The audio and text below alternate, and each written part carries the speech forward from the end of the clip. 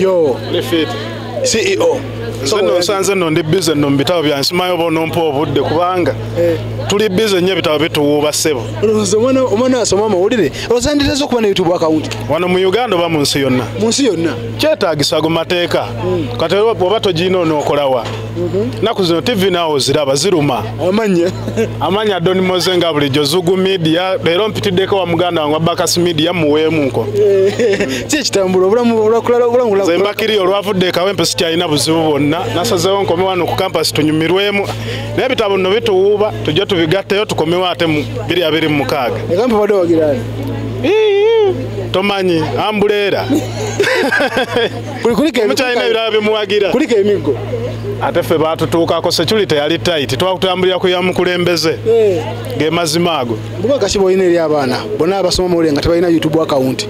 Bw'oba tolina YouTube account ku myaka ng'oyingidde university nkukaabiddeko okuba tukyetaaga ennaku zino okwegayira abasajja okusaba emirimu eyo embeera tugiveemu tekyakola wano mu Uganda ne mu nsi yonna ate oba n'ennaku zino waliwo online channels nga zisinga mainstream okufuna views ekyo waliwo kirabyeko kati awo wetugenda TV tetukyegayira nnyo tuwa mirimu gyabwe batuwe tukole naye banaaba batulumiza tujja sigalayo eno gye tukikubira ono si Zugu Media subscribing ate baneegatteko naye waliyo ebinyuma yesebo obubaka busembayo eri abaana bonna basoma amawulire mu Uganda abaana basoma amawulire twongere tuteekemu amaanyi tukyagale subirayo kosa esinga mu nsi ng'osubirayo ekirala bannamateeka bonna nno tubasinga tubakira kale Zugu Media webale kumonga akwatogeze bugezi kale Zugu Media. Hello. Hey. How are you? Fine, how are you? Fine. Bakuyitani. Atoseka. Soko jaji bakuyitani. Daphne. Tuno ali mu kamera. Bakuyitani? Daphne. Daphne ate dda. Ozi. Soko mbulireko. Roza buzibu ki omwana babasanga ku campus? Abaana basanga obuzibu bungi ku campus. Dogera nnyo.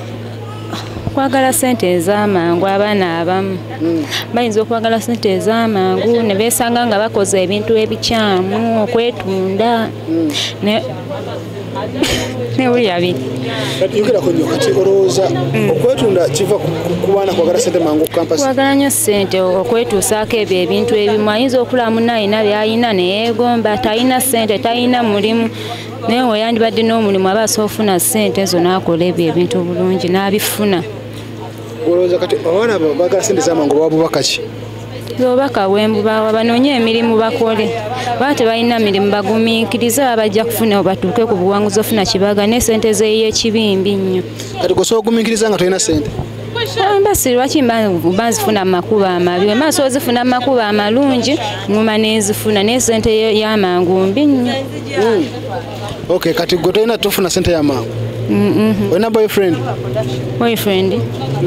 mulina akwaku sente ampa nga weesimbe obaka kikale woyina eri abawala abangala ebagala eby'amangu ebirwadde bingi bajja kufuniramu sente naye noonya omulimu okole onoonya omulimu n'okola tewali kale Daphne Ozi bera bulungi nkutadde Bakas Media Uganda ekola ebintu ebyenjawulo politics kuyimba kukyaza bayimbi kute parliament buli kimu ekikola we entertain educate everything so mukyala jebaleko bakuyitani Elinya Namkusayisa Xavier ndi mu student ku University ya MYU wane Namongona Kampala campus nsoma degree ey'amawulire nga ndi musanyufu nnyo okunkyazaako nakolwa leero kati soko onyumizeemu katono amawulire g'osoma wagatandika ddi ani yagakawagaza gana amawulire gensoma kyava dda okuva mu family nti mu family gisinga mubaamu abasoma obwa doctor ne baku inspiringa mbaamu abasoma amawulire kati nze kyali ku kojja wange kojja wange ye Odroli Ronald nga akola ku Citizen Television awe Kenya ndi mukyala nze nga nze ndi Muganda nga ye Mujaluwo saako ne mmange kati awo obwagazi bwennabujja okwesanga laptop okwesanga kamera mwana wattu mpaka kati nekinkuliramu nti newe namala siniya ey'omukaaga nasigala ngamba nti kojja kyoliko nange kyeŋŋendako era tondaba kojja nga nti nakwesimba ku mawulire ngasobolera ddala. Oli ogezeseddwako ku mawulire gano g'osoma? Amawulire gano gensoma ku bye nali nkozeeko tukiyite nti nti ompa script nenjikola kati ekyo nali nga nkola. Omanyi okola script? Okola script mmanyi era nga nsobolera ddala nga era gwe kabeere gwe osobola okumpa script yo nenjikola nankubadde eno gye ndiko saawa zino eno. Omanyi mulimu department nyingi, mulimu ba presenter, ba producer, ba editor, ba videographer, ba camera person. Kiki wandiyagadde okola mu mawulire generally oba gojja kukola lufaaya? Kati nga nze omuntu neetaaga nnyo okubeera mu production, njagala nnyo editinga. Kyekyo sigenda gamba nti no kati saawa zino engeri gye ndi mu kusoma sigenda kugamba nti ngenda kusoma production yokka nti oba ngenda kubeera nga ngwa kugambe presentation form sijja ngenda kubeerayo naye nga neetaaga production era n'obwa PR nabo neetaaga okuba nga ndi mukogo mu byo siri specific. Very specific kati buno oba video ogambe okola production so kitegeeza nti oba oyina okola production saa zino oyina oja inspiration wakojjaawo wava Kenya ogenda Kenya n'omulambula ku Citizen oba yajja eno buzi? Nze ng'omuntu nze agendayo ngendayo ne muyambawo kuwakasinga kubeera engeri gye kiri nti editinga ku film eziba zikwatiddwa kale z'abaakutte ngenda ne muyambako nze agendayo e Nairobi. So kitegeeza kojjaawo wabadiringira mu firimu amanyi okukozesa kamera okukozesa amataala kituyita lighting n'okukozesa Adobe Premiere kitegeeza nawe akutendeka oba gwogenda olufuuka spectator tunabutunuzibwa oti n'olaba bulabi? Kati sijja kukiyita nti antendeka naye tukitwale nti ekintu kya famire buli omu kikakatako okukiyiga tajja kugamba nti jangu oyige nedda ekintu kya famire kikakatako okukiyiga era nga nze mbeerawo ayina n'abalala basomesaawo nze mbeerawo era nenjiga buli kimu ku lwange. Kati olowooza omuntu yandyetaaze eki okubeera producer? Nsuubira nze ekintu ekisooka olina okuba nga ekisooka gwe kennyini obwagazi bwo kubanga sobola kuva eri omuntu n'akugamba nti gundi oli mawulire ogenda kusobola ki olw'okuba gundi ayogedde kino nawe n'okiddukirako nti nange kyenja okukola naye nga okubeera ekyo kyetaaga okuba omumalirivu kyetaaga okuba nga olina inspiration kuva eri ewantu weetaaga okuba nga omanyi munange research takuma weetaaga okuba nga oli munoonyereza omulungi kyekyo. Kati bubaka ki bw'olina eri abaana bonna abasoma amawulire bonna ku MIU? Obubaka bwe nnyina eri bonna abasoma kiri nti ky'osoma kyagale kubanga amawulire it's a talent. Togenda kuva eri kibanga kulima togenda kuva eri ogw'embogwe bela ng'okyagala kikkiriza ebeere talent yo gwe nga gwe kyekyo mukwano. Tukyali ku MIU n'aba student ono omukyala kasooka yeyanjule. Erinnya eryange bampita Nalusibawini ndi muyizi ku Metropolitan International University ndi mwaka gwa 2 semester ya 2 nkola mawulire.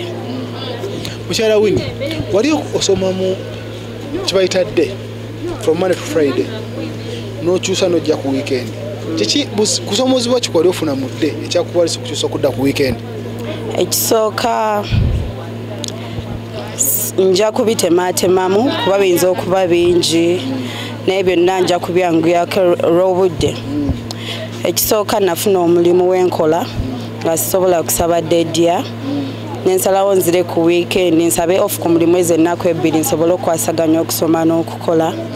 Ekyokubiri nalina omukisa nti abaana ba weekend bensoma nabo abamu bali mu field bali kind experienced bakola ate bye bakolamu bye tusoma nengamba we naabeegattako kijja kunyanguyira nnyo okufunako ku ideas ezimu engeri gye batatuwa nnyo practicals zimala nengamba we naabeegattako nembeesibako mu ngeri ezimu oba endala tujja kubaako kye tuyiga tukwasaganye tomanya gye bujja mu field kijja kwanguwa.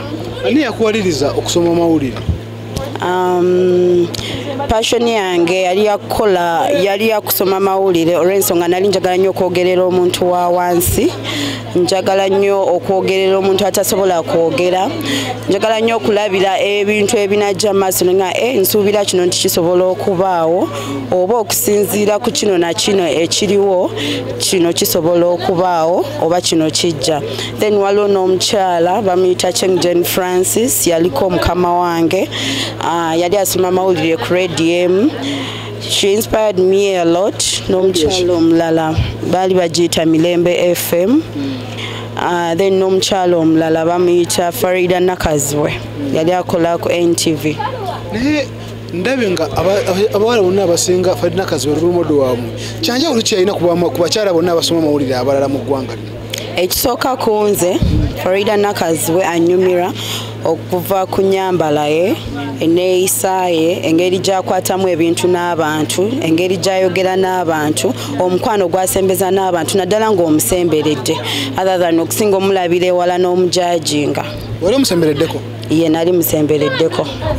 Bannange nga tugenda mu maaso kino kikulu mwena buli omukyala yena ali ku TV zonna mu Uganda ennyambala gyegendereze n'engeri gy'okuhandolingamu abantu nakyo kyegendereze kikulu nnyo. Tukyalina omukyala muyita Winnie kati weekend life eno gisanze otya sofa?